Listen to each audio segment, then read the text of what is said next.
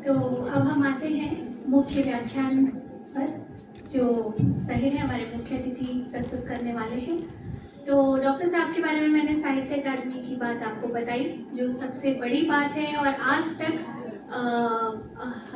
हमको ये याद है 1953 से मेरे ख्याल से ये पुरस्कार दिया जा रहा है। इसकी परंपरा जो शुरू हुई है तब से लेके आज तक केवल और केवल दृष्टिबाधित एक ही ये डॉक्टर विनोद आसरानी हैं जिनको साहित्य के क्षेत्र में ये इतना बड़ा पुरस्कार प्राप्त हुआ है। और अगर हम गलत ना हो, अगर हम मुझे नहीं पता, लेकिन आप लोग यहाँ जितने भी लोग बैठे हैं, अगर उन लोगों का जो भी नॉलेज है, मुझे लगता है कि किसी विकलांग व्यक्ति को भी इससे पहले 24 भाषाओं में ये पुरस्कार दिया जाता है। किसी विकलांग व्यक्ति को भी इससे पहले हमें लेखक को सुनने में नहीं आया कि ऐसा पुरस्कार साहित्य अकादमी प्रदान किया गया है। तो ये बहुत ही गौरवान्वित होने वाली बात है हमारे दृष्टिबाधित समुदाय के लिए, और आज स्पेशली हमारे परिसर के लिए। जो हमारे अतिथि महोदय हमारे साथ हैं, 39 किताबें इन्होंने लिखी हैं अब तक, 39, जिनमें की सिंधी, हिंदी और अंग्रेजी भाषाएं शामिल हैं। हालांकि जो मैंने आपको बताया, जिनको साहित्य अकादमी पुरस्कार दिया जाए, इनके गजल संग्रह के लिए दिया गया है हाथ पकड़ जा, हाथ थामना इसका मतलब होता है। तो उसके लिए ये पुरस्कार उन्हें मिला है।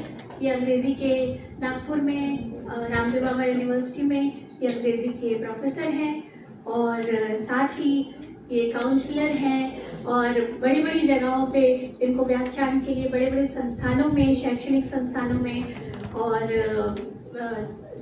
और भी बहुत से संस्थानों में इन्हें बुलाया जाता है। तो काफ़ी व्यस्त दिनचर्या है इनकी, और बहुआयामी व्यक्तित्व है। तो मैं कितना परिचय दूँ इनका, बहुत, अगर मैंने परिचय देना शुरू किया तो फिर बहुत सारा समय निकल जाएगा। तो मैं उन्हें केवल अभी मुख्य व्याख्यान के लिए आमंत्रित करती हूँ।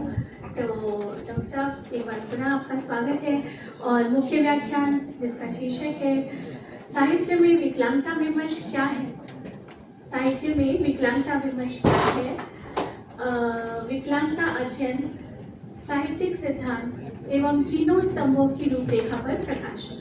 तो डॉक्टर साहब, आप अपना मुख्य वक्तव्य प्रस्तुत करें।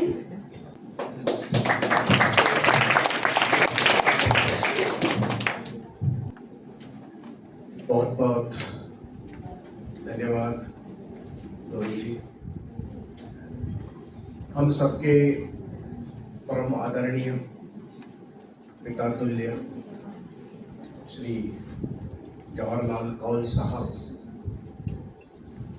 आपके बारे में मैं विद्यार्थी जीवन से सुनता चला आ रहा हूँ, और आज मेरा परम भाग्य है कि आपकी उपस्थिति में मुझे बोलने का अवसर मिला है।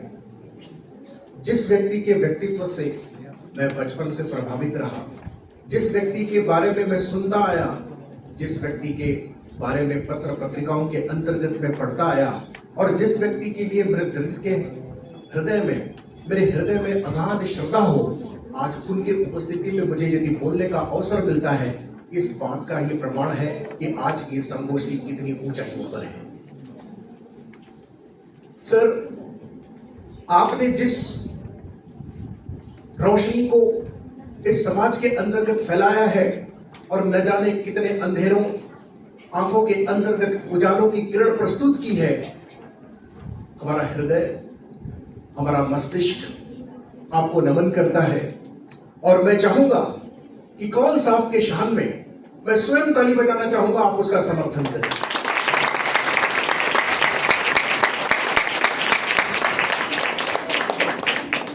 मित्रों, आज की सुहानी सुबह के बेला में आप इस प्रांगण में उपस्थित हुए हैं, और इससे पहले इस संस्था की सचिव मंजुला मैडम, प्रेसिडेंट डॉक्टर अमेजा, जो किसी कारणों से नहीं आए होंगे, और संपूर्ण एग्जीक्यूटिव, और उसके बाद इस कार्यक्रम की संयोजिका गौरी जी को मैं हृदय से धन्यवाद देना चाहूंगा, क्योंकि कोई भी नया काम, किसी भी नए क्षेत्र में पदार्पण करना उतना आसान नहीं होता।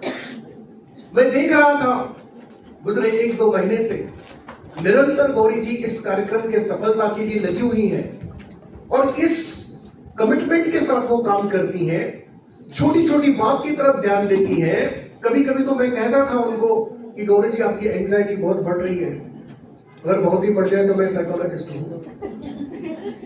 तो कहने का भाव ये था कि इतने समर्पण के साथ यदि कोई कार्य करता है कि उसकी सफलता पहले से ही सुनिश्चित हो जाती है।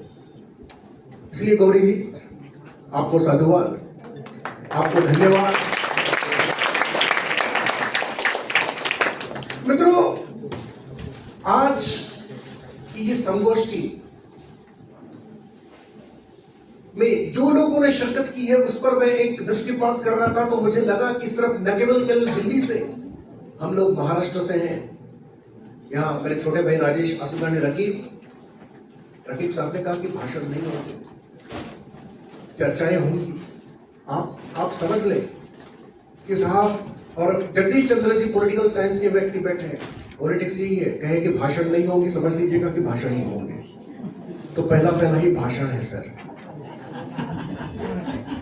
क्या बात है।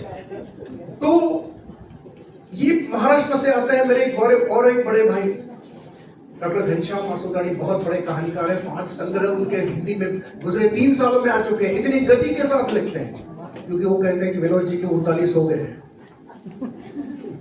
तो मुझे जल्दी चलना पड़ेगा।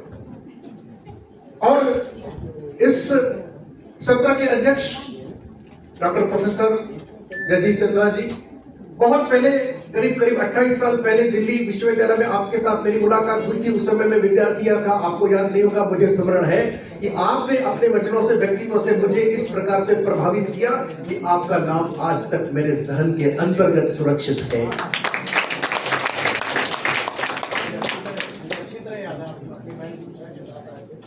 और जी बिल्कुल, मैं समझता हूं कि मेरी स्मृति ही ठीक है सर।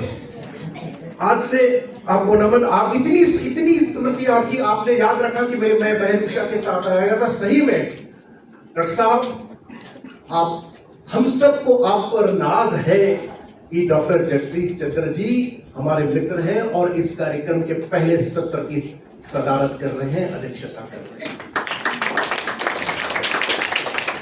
और इस संगोष्ठी के अंतर्गत लखनऊ से आए हैं मेरे और आदरणीय मित्र डॉक्टर राकेश जैन जी हैं, अरुणी शर्मा जी हैं, मित्र प्रदीप जी हैं, गौरी जी स्वयं हैं, और भोपाल से अर्पित जैन जी भी पधारे हैं, मुझे पता चला है।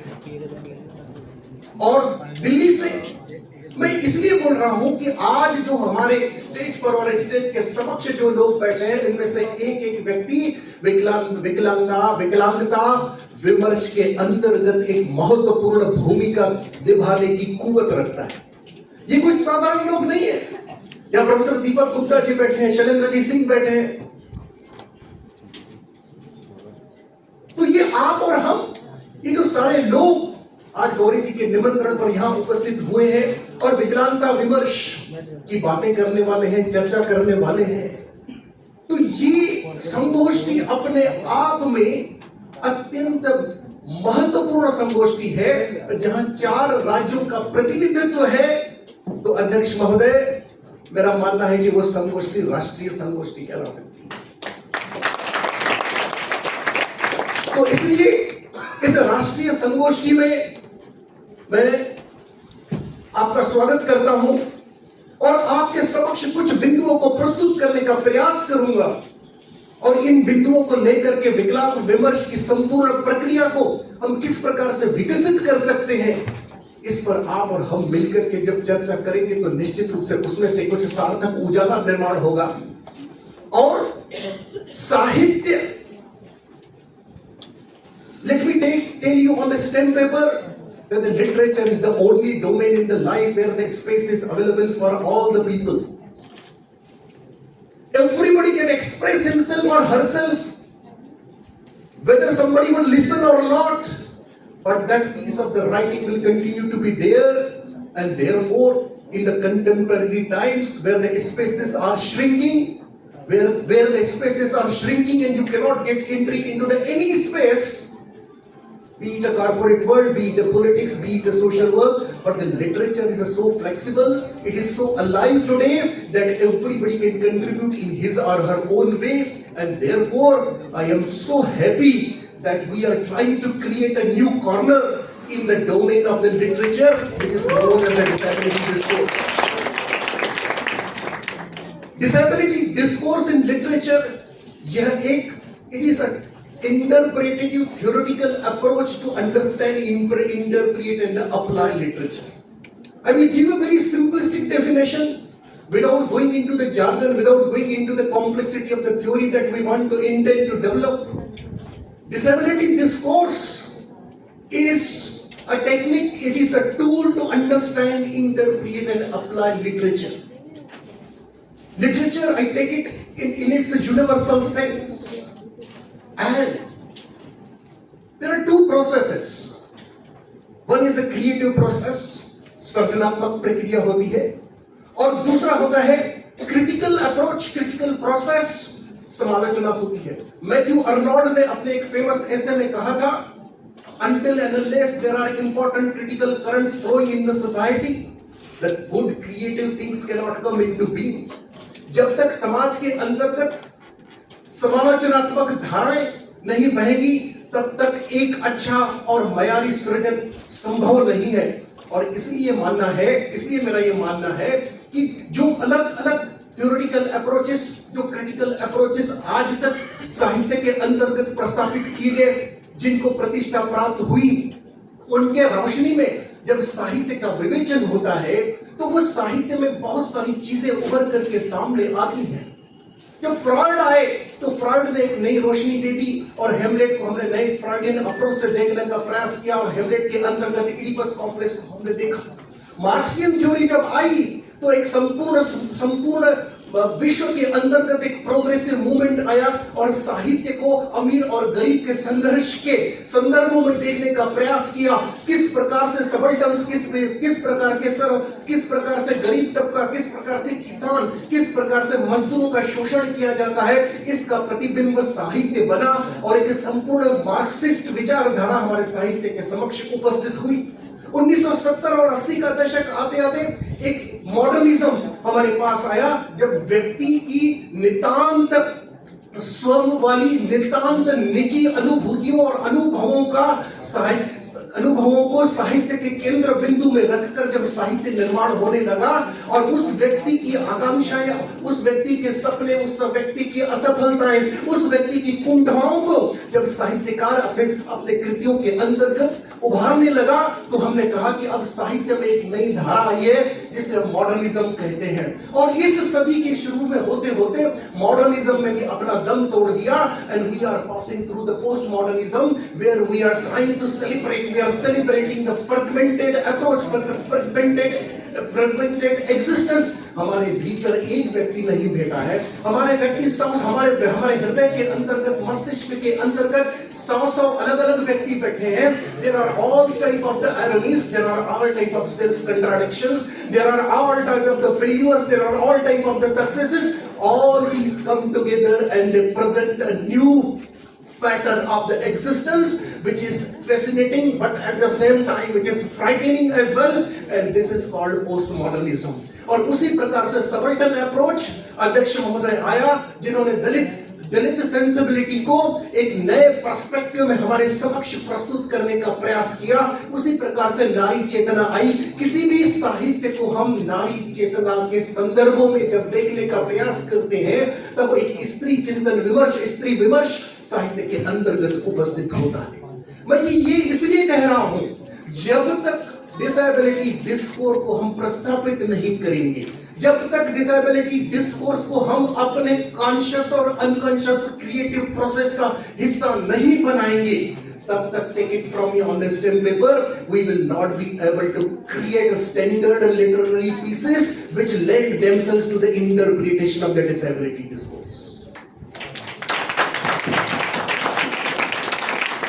आप कुछ भी कह रहे, कोई साहित्यकार जब तक मार्क्सिस्ट थ्योरी से परिचित नहीं होता तब तक वो मार्क्सिस्ट लिटरेचर नहीं लिख सकता। कोई भी साहित्यकार जब पोस्ट मॉडर्निज्म से जब तक वो परिचित नहीं होता है पोस्ट मॉडर्निस्ट तरीके से नहीं लिख सकता। Sometimes some exceptions can be there but they are the exceptions as a rule. जब तक हमारे अवचेतन के अंतर्गत उस विचारधारा उस प्रक्रिया की कुछ न कुछ किरणें नहीं पहुंचती है तब तक उस प्रकार का सृजन संभव नहीं है। और इसलिए ये आज की संगोष्ठी this national seminar on the disability discourse, voices, representations and the perspective is going down into the history. It is going to lay the foundation on which we are able to construct the edifice of this new approach, and this is not restricted only to those who are disabled, who are differently able in one way or the other. Now assumptions की अगर बात करें, because एक बात आप बिल्कुल खुल करके समझ ले कि चाहे क्रिएशन के अंतर्गत हम कोई भी चीज स्पष्ट तरीके से नहीं करते, जब सृजन होता है तो सृजन एक मिस्टिकल प्रक्रिया होती है। The coming into the being of the some creative work is outcome of mystical complex conscious unconscious ironic paradoxical process. But उस प्रोसेस के पीछे एक क्लियर अंडरस्टैंडिंग होती है, जीवन की क्लियर अंडरस्टैंडिंग होती है, इस विश्व की क्लियर अंडरस्टैंडिंग होती है, और किस प्रकार से निजी अनुभूतियों को सार्वभौमिक तरीके से कलात्मक ढंग से हम साहित्य में उतार सकते हैं, इसी को साहित्य की प्रक्रिया कहते हैं। तो इस संपूर्ण प्रक्रिया के अंतर्गत एक तत्व डिसेबिलिटी डिस्कोर्स का जब आ जाएगा तो ये मेरा मानना है और बहुत जिम्मेदारी के साथ मैं कहता हूं कि जब ऐसा होगा then any good literary work, any important literary work in the words of T.S. Eliot, because he says the entire monument of the literature right from the times of the Homer till this date gets little bit adjusted, get little bit modified, provided some very important and a great literary work appears on the scene. उसी तरह मैं कहता हूं कि जब भी ऐसा कोई लिटरेरी पीस, ऐसी कोई कहानी, ऐसा कोई उपन्यास, ऐसी कोई बायोग्राफी, ऑटोबायोग्राफी, ऐसी कोई स्टोरी लिटरेचर के संदर्भ में उपस्थित होगी और उसके अंदर लिटरेरी, उसके अंदर डिसेबिलिटी डिस्कोर्स झलकेगा, उसके बिंदु हमें दिखाई देंगे, तो entire edifice of the literature will automatically accept it and it will become the part of the continuous flow of the literature. तो हमें उस डायरेक्शन में जाना चाहिए कि जहां हम साहित्य के क्षेत्र का डिसेबिलिटी डिस्कोर्स के माध्यम से विस्तार कर सकें। और इसलिए आवश्यकता है कि हम उस डिसेबिलिटी डिस्कोर्स के बिंदुओं को स्वयं आत्मसात करें और इतना आत्मसात करें कि वे हमारे क्रिएटिव प्रोसेस का अनकॉन्शियसली हिस्सा बन जाए। जी, अगर हम किसी भी साहित्यिक कृति को किसी विशिष्ट समालोचना की दृष्टि में लिखने का जब प्रयास करते हैं तो वह कृति अपनी साहित्यिकता खो देती है। और इसलिए आपने देखा कि जब प्रगतिशील आंदोलन चला तो उसमें हो ऐसा गया कि प्रगतिशील आंदोलन के बिंदु ध्यान में रखते हुए, मार्क्सवाद के बिंदु ध्यान में रखते हुए कई सैकड़ों लोगों ने कहानियां लिखी, कविताएं लिखी, और उससे all those literary works were reduced to the propaganda. Very few could survive that danger. तो इसलिए ये डेंजर हर नए डिस्कोर्स के सामने उपस्थित होता है। आप यदि सिर्फ साहित्य के अंतर्गत विकलांगों के दुख, विकलांगों के दर्द, विकलांगों की पीड़ा, विकलांगों पर होने वाले अन्याय और विकलांगों के अधिकारों को ध्यान में रख करके किसी भी कृति का निर्माण करेंगे, take it from me on the stamp paper, that is going to be a wonderful piece of the propaganda for the equality of the disabled, but that is not going to be a good piece of literature. तो इसलिए कुछ कहीं तो हो सकता है, जैसे दलित साहित्य पर आप नजर घुमाएंगे तो उनके दलित साहित्य का पहला दौर is called the literature of the protest, where the Dalit writers are trying to protest against the injustice, against the discrimination, that they suffered. But when you look at the literature, that literature of the protest is not the first class Dalit literature. तो ये एक पहली बात हो सकती है, एक शुरुआती दौर हो सकता है कि जहां विकलांग अपने साथ होने वाले अन्याय को, अपने साथ होने वाले भेदभाव को साहित्य का हिस्सा बनाए, लेकिन यहां हमें रुकना नहीं है। दूसरा महत्वपूर्ण बिंदु है कि ये साहित्यकार जो कि स्वयं किसी न किसी प्रकार से विकलांग है, किस प्रकार से मुख्य धारा का साहित्य निर्माण कर सकते, ये हमारा मेन डोमेन है। How these disabled writers churn out the literary pieces which are counted and which are accepted by the normal, that is mainstream literary flow। चाहे वो साहित्यकार, वो कवि विकलांग क्यों ना हो, लेकिन जब वो लिखता है तो उसकी विकलांगता या विकलांग दृष्टिकोण संपूर्णता के साथ साहित्य में नहीं उतरना चाहिए, क्योंकि हम साहित्य लिख रहे हैं और साहित्य केवल विकलांग नहीं पढ़ेगा, वो साहित्य सर्वसामान्य व्यक्ति भी पढ़ेगा कहीं न कहीं अपरोक्ष रूप से अवचेतन स्तर पर। यदि उसमें कोई विकलांग विमर्श की बात उभर करके सामने आती है और कलात्मक ढंग से हम उसको प्रस्तुत कर सकते हैं, तब तो वो ठीक है, तब ही हमारा स्वीकार्यता एक साहित्यिक जगत में होगी। और वो बहुत सूक्ष्मता के साथ आप जो नॉर्मल, जो एक मेन स्ट्रीम लिटरेचर की दुनिया है, उसमें आप एंट्री करें, अपनी कृतियां उन लोगों तक पहुंचाएं जो सामान्य पाठक हैं, जो सामान्य लेखक हैं, और कहीं ना कहीं पढ़ते पढ़ते उन्हें ये महसूस हो जाना चाहिए कि इसमें मार्क्सवाद, feminist, subaltern, post modernism, modernism, इसके अतिरिक्त भी कोई ऊर्जा है और जिसका नाम है विकलांगता।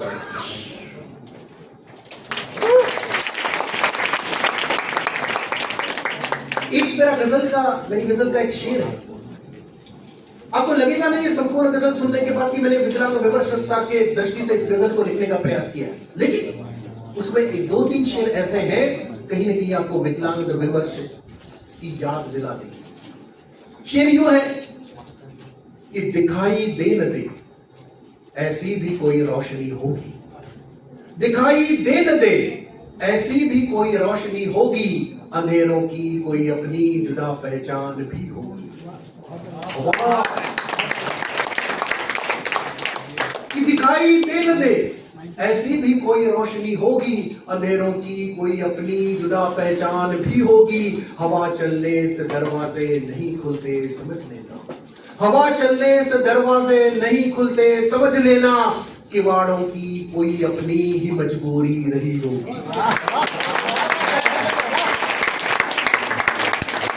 अब ये जब आप शेर सुनते हैं तो आपको कहीं से लगता नहीं है कि मैं विकलांग विमर्शकता की बात कर रहा हूं। ये शेर बहुत अलग अलग स्तरों पर उतर जाता है कि हवा चलने से दरवाजे नहीं खुलते समझ लेना, किवाड़ों की कोई अपनी ही मजबूरी रही हो। लेकिन इसका जब आप विश्लेषण करेंगे, इस शेर की आत्मा में आप प्रवेश करने का प्रयास करेंगे, तो आपको पता चलेगा कि मैं विकलांग विमर्श की बात कर रहा हूं, मैं विकलांगों के अधिकारों की बात कर रहा हूं। यदि कोई सरकार, यदि कोई नेशनल और इंटरनेशनल कन्वेंशंस बनते हैं विकलांगों के अधिकारों के लिए, तो वो इसलिए नहीं बनते हैं कि ऐसे महान जो देवता हैं, चाहे दिल्ली, बंबई या वाशिंगटन के देवता हो, कि उनके दिल में किसी विकलांग व्यक्ति के लिए कोई एम्पैथी, कोई करुणा निर्माण हुई है। ऐसा नहीं है, बल्कि कहीं ना कहीं कोई और मजबूरियां हैं जो विकलांगता की बात करते हैं। इसलिए हवा चलने से दरवाजे नहीं खुलते, हवा चलने से दरवाजे नहीं खुलते समझ लेना, किवाड़ों की कोई अपनी ही मजबूरी रही होगी। तो हमें जब अधिकार मिलते हैं, हमें जब रिजर्वेशन का लाभ मिलता है, तो सब हम कोशिश कर रहे हैं, इसलिए दरवाजे नहीं खुलते, परिस्थितियां बदल जाती हैं उनके लिए। उनको याद आता है कि ये भी काफी संख्या में है और इनकी काउंटिंग भी हमें कहीं ना कहीं प्रभावित कर सकती है। तो मेरा शेर बड़ा साधारण है, जो सामान्य व्यक्तियों के लिए भी उपयोगी है, लेकिन उस पर्सपेक्टिव से देखेंगे तो कहीं ना कहीं विकलांगों की अधिकार, विकलांगों के जो साथ अन्याय हो रहा है, ये सारे बिंदु ये शेर अपने आप में समाहित किए किए हुए हैं। तो जब हम इस प्रकार से कलात्मक ढंग से अपने विकलांग विमर्शता को अपनी कविताओं, अपने साहित्य का हिस्सा बनाएंगे, तो धीरे धीरे देखते देखते साहित्य के स्पेस में, with in the space of the critical literature, we will be able to secure one important corner, and that is the purpose, that is the goal of organizing this national seminar. So we all should take together, it is the joint responsibility of us all that we must establish this discourse as one of the important canals of understanding and interpreting the literature in the times to come. और इसके लिए क्या क्या ठोस काम कर सकते हैं, what is the road ahead, इसके लिए गौरी जी ने एक अलग सेशन रखा है। गौरी जी को पता था कि विनोद आसूदानी के हाथ में माइक आ गया तो उसको रोकना बड़ा मुश्किल है, उन्होंने उसको डिवाइड करके दूसरे सेशन में मुझे बोलने का और मौका दिया है। तो मैं बची कसी जो कसर है उसमें जरूर निकालूंगा, जो अभी मेरे दिल के अंदर के जो बलबले हैं वो आपके समक्ष प्रस्तुत करूंगा, लेकिन अब भी आपकी जान इतने जल्दी नहीं छोड़ूंगा। आप ये मत समझिए कि अब मैं बंद करूंगा, मैं इतना जल्दी रुकने वाला नहीं हूं, क्योंकि मैं साहब नागपुर से दिल्ली आया हूं। गौरी खड़ी हो गई, उसे लगा कि अभी आसूदानी जी बंद कर देंगे, दूसरे सत्र की बात करते हैं। अरे साहब यही तो साहित्य है, जब लगे कि हीरो को हीरोइन मिलने वाली है तभी नौका डूब जाती है, तभी नौका डूब जाती है, जब लगे कि बस अब मामला ठीक होने ही वाला है। जब आपको गौरी जी को लगे कि बस, क्योंकि ये सत्र 1 घंटा, मुझे 10 से 11 ये सत्र था और मेरे हाथ में माइक पूरे 11 बजे आया। मैंने ख्याल किया कि अभी क्या बोलूं, बस धन्यवाद करूं और बैठ जाऊं ताकि कार्यक्रम समय पर चल सकेगा। लेकिन कार्यक्रम समय पर नहीं चले, यही कार्यक्रम की सफलता है। जो कार्यक्रम अपने समय पर समाप्त हुआ और या समय से पहले समाप्त हुआ, take it from me, that programme has failed in its objectives. क्योंकि न बोलने वालों को कुछ था, न सुनने वाले के हृदय में कोई प्रश्न थे, और इसलिए कार्यक्रम समय पर समाप्त हुआ। मैं तो चाहूंगा गौरी जी कार्यक्रम समय पर समाप्त ही नहीं। पहली दुआ तो यही करूंगा कि कार्यक्रम चलता रहे, जब तक चले चलता रहे, आखिरी तक अखंड रूप से चलता रहे, चाहे फिजिकल रूप में कार्यक्रम समाप्ति हो जाए, लेकिन इस कार्यक्रम की भावना, the spirit of this programme is endless, is eternal, और इसलिए वो भावना निरंतर अखंड रूप से आपके और हमारे हृदय के अंदर उपस्थित रहेगी, और तब जाकर के हम इस विकलांगता विमर्श के जो मकसद है उसमें सफल हो पाएंगे।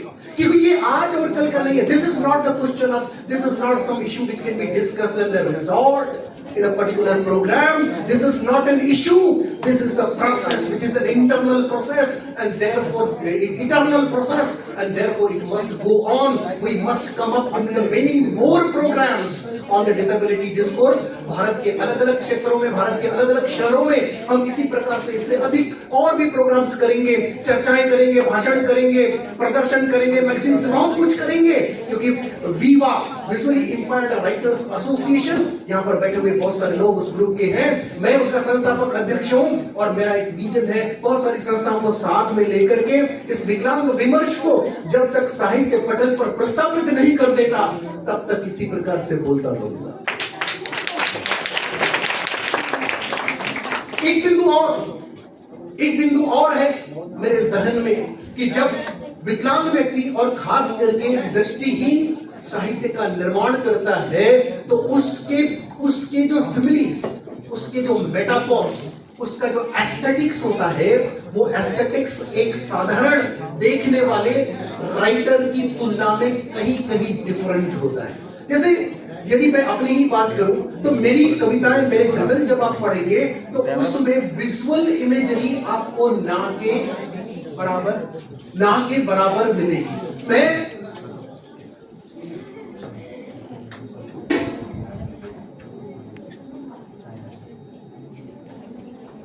आपस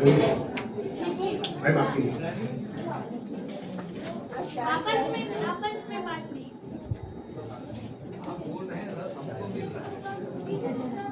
लेकिन रस में मैं मिर्ची तो नहीं बोली, लोग हु हा क्यों कर रहे हैं, प्लीज।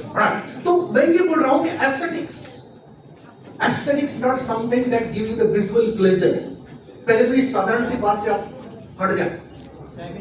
लोगों को लगता है कि सुंदरता का संबंध जो है केवल देखने के साथ है, सुंदरता देखी जा सकती है, लेकिन डिसेबिलिटी डिस्कोर्स के अंतर्गत सुंदरता केवल देखी नहीं जा सकती, सुंदरता को छुआ जा सकता है, सुंदरता को सुना जा सकता है, सुंदरता का स्वाद लिया जा सकता है। Therefore, the aesthetics is a bliss, is a pleasure that flows out of the experiences of all the five senses or any one of them.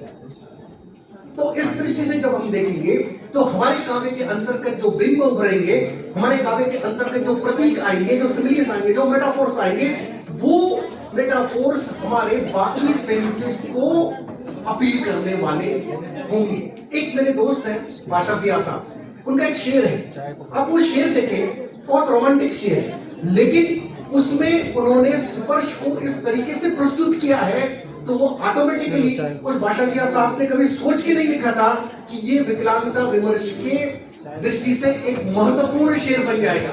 अब देखें, अलविदा कह के उसने छुआ था मेरे हाथों को, अलविदा कह के उसने छुआ था मेरे हाथों को, अभी तक है उंगलियों में स्पर्श का एहसास शेष।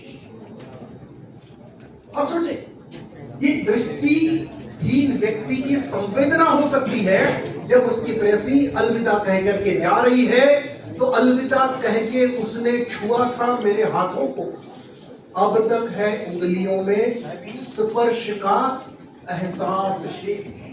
अगर कोई दृष्टिमान लिखता तो कहता कि अलविदा के वक्त तेरी आंखें नम थी, बड़े बड़े आंसू थे, काली काली आंखों में उदासी उतरी थी, वगैरह वगैरह। लेकिन शायर कह रहे हैं कि अलविदा कह के उसने छुआ था मेरे, क्योंकि छुअन के एहसास को हम साहित्य में बहुत कम उतार पाते हैं और इस तरीके से एस्थेटिक्स के साथ बहुत कम उतार पाते हैं, और उतारना यही है, चैलेंजेस यही है। और एक बात, और एक बिंदु जो मैं आपके समक्ष रखना चाहूंगा कि सिर्फ disability discourse is not restricted to the creation which is coming out of the disabled writers, but it is going to be a universal theory.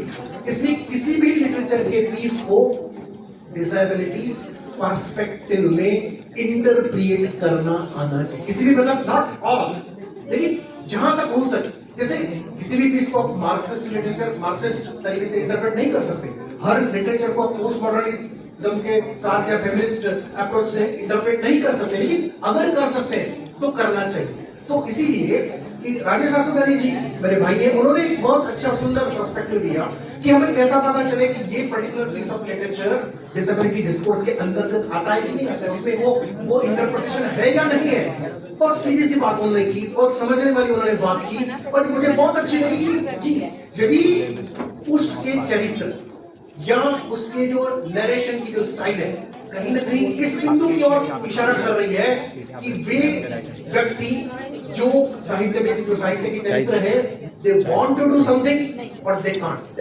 Want and can't के बीच में जो कन्फ्लिक्ट है, यही कन्फ्लिक्ट किसी भी लिटरेचर के piece को डिसेबिलिटी डिस्कोर्स के लिए एप्ट, फिट और वर्दी बना देती है। एग्जाम्पल, विलियम शेक्सपियर के हेमलेट अपने अंकल से बदला लेना चाहते हैं अपने पिताजी की मृत्यु के कारण। पिताजी के, उन्होंने हेमलेट के पिताजी का उनके अंकल ने मर्डर कर देता है। संपूर्ण नाटक में हेमलेट ये प्रयास करता है कि वो मर्डर का बदला ले, लेकिन कर नहीं पाता। That means Hamlet can be interpreted from disability perspective. King Lear गलती करने के बाद अपनी गलती ठीक नहीं कर पाता, अपनी दो बड़ी बेटियों को ठीक समझता है, सारा राज्य उनको दे देता है, छोटी बेटी कॉर्डिलिया को कुछ नहीं देता। Then he realizes कि गलती हो गई, but now the time is out. वो कुछ कर नहीं पाता। तो this conflict between want and can't, तो किंग लियर को भी किसी न किसी तरीके से हम डिसेबिलिटी डिस्कोर्स के अंतर्गत ले आते हैं। तो इस तरीके से जब वांट एंड कांट का कन्फ्लिक्ट, वांट एंड कांट के कारण जो ऊर्जा निर्माण होती है, this called literary energy. See any theoretical approach, any tool to understand the literature operates on literary energy that is being created because of the certain points of the conflict that arise in the text of the literary piece. तो जब तक हम उस text के literary piece में कोई नई ऊर्जा जब तक नहीं ढूंढते, तब तक वो विमर्श आगे नहीं बढ़ता है। तो मेरे मित्रों, अध्यक्ष महोदय, हम सबका काम यह है कि उस टेक्स्ट के भीतर जो एक नई ऊर्जा का निर्माण किया गया है, उस ऊर्जा को कैप्चर करें और डिसेबिलिटी डिस्कोर्स का विस्तार करें। और मुझे चाय की खुशबू आने लगी है, तो मैं यहाँ पर विराम दूंगा। आप सभी को बहुत बहुत धन्यवाद करना चाहूंगा कि आपने मेरी ये बातें सुनी, मेरे जो वाणी के माध्यम से कुछ ऊर्जा आप तक पहुंची है। निश्चित रूप से ऊर्जा अपने मकसद को पाने में पूरी कारगर होगी, इस बात का संपूर्ण विश्वास के साथ और चाय की तमन्ना लेते हुए मैं ये माइक वापस धोनी जी को देना चाहूंगा। बहुत बहुत धन्यवाद।